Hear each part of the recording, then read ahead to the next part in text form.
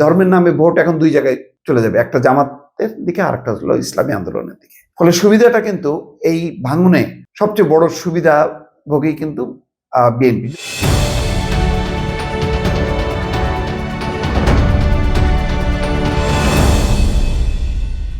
এই যে জামাতের জোট ভেঙে গেল, এর ফলে কি অনেক বেশি ক্ষতি হবে নির্বাচনের?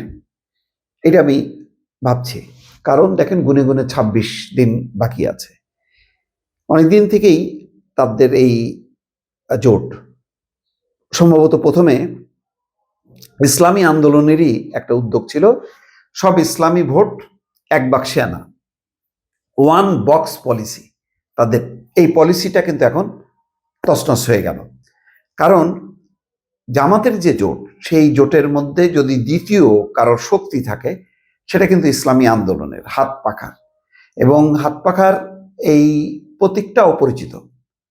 মানে এই জোটের সুবিধা ছিল এই যে দাড়িপাল্লা প্রতীক আর হাত পাখা প্রতীক, এই দুটোই মানুষের কাছে পরিচিত।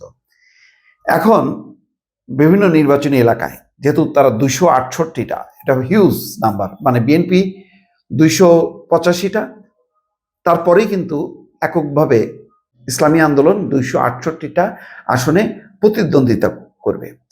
এখন 268টা আসনে তাদের কম বেশি যাই হোক না কেন, ভালো মন্দ ভোট তারা টানবে। যখন নাকি ভোট টানতে থাকবে, আর যেহেতু ইসলামী ভোট একক বাক্স বলে আর কোনো বাক্স থাকলো না, যখন এটা ভেঙে গেল, এটার কিন্তু সুবিধা বিএনপি জোট পাবে। বা বিএনপির কথাই বলি, বিএনপির সাথে ওই অর্থে বড় কোনো রাজনৈতিক দল নেই। ফলে এই পুরো সুবিধাটা আবার এককভাবে বিএনপি পাবে। বাংলাদেশের যে এখন সামনে নির্বাচনটা হবে, এখন পর্যন্ত আজকের দিন পর্যন্ত এটা পরিষ্কার, দুইটা দল এককভাবে তারা প্রতিদ্বন্দ্বিতা করছে। একটা হচ্ছে বিএনপি আর একটা হচ্ছে ইসলামী আন্দোলন। বিএনপি প্রায় 285টা আর ইসলামী আন্দোলন 268টা। তো ফলে আর বাকিরা কিন্তু কম সংখ্যক হয়ে গেল। এখন হয়তো ইসলামী আন্দোলনের জন্য যে কয়টা বরাদ্দ রেখেছিল, সেটা হয়তো যুক্ত করলে জামাত ইসলাম এককভাবে 226টা। তাহলে এক নম্বরে আছে বিএনপি 285টা বা 86টা, তারপরে ইসলামী আন্দোলন 268টা, আর যদি 47টা আসন যেটা বরাদ্দ রেখেছিল ইসলামী আন্দোলনের জন্য, সেটা যদি যুক্ত হয় জামাতের সাথে, 226। তৃতীয় অবস্থানে থেকে গেল জামাত ইসলাম। কিন্তু সমস্যাটা হলো এই যে ইসলামী মূল্যবোধ সম্পন্ন বা ধর্মীয় ভিত্তিতে যারা ভোট দেয়, ধর্মের বিবেচনায়, সেই ভোটগুলো কিন্তু কাটাকাটি হয়ে গেল। এই কাটাকাটি হওয়া মানেই হচ্ছে সুবিধাটা পাবে কিন্তু বিএনপি।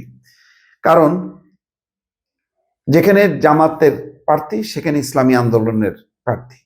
এবং মানুষের ওই যে চিন্তা ভাবনায় যেটা হয় যে আমি মানে ধর্মের নামে ভোট দিলাম, তো ধর্মের নামে ভোট এখন দুই জায়গায় চলে যাবে, একটা জামাতের দিকে আর একটা হলো ইসলামী আন্দোলনের দিকে। ফলে সুবিধাটা কিন্তু এই ভাঙনে সবচেয়ে বড় সুবিধাভোগী কিন্তু বিএনপি। যদিও বিএনপি তারা এই জোটটাকে ঘিরে খুব বেশি টেনশনে ছিল বলে মনে হয়নি। কারণ তার বিপরীতে তারা অন্য সবাইকে নিয়ে যে বড় আসরে প্রতিদ্বন্দ্বিতা করবে, তারা সেটা করেনি। তারা তাদের একটা পলিসি ইতিমধ্যে ফিক্সড করেছেন যে তারা কিছু কর্মসূচি নেবে, ফ্যামিলি কার্ড বা কৃষক কার্ড, কৃষকদের ন্যায্য মূল্যে যাতে কৃষি পণ্য পায়, ফ্যামিলি কার্ড মানে মানে নিম্ন যারা গরিব মানুষ, তারা যাতে চাল ডাল তেল একটা নির্দিষ্ট দামে পেতে পারে, সেই কল্যাণমূলক কর্মসূচি মোট কথা তারা চালু করেছে। তো এই সমস্ত লক্ষ্যের জন্য তারা খুব বেশি আর ওই জোট করে অনেক বেশি আসনে ছাড় দিয়ে কম সংখ্যক আসনে আর নির্বাচন করতে চায়নি। এটা এক ধরনের কনফিডেন্স বটে।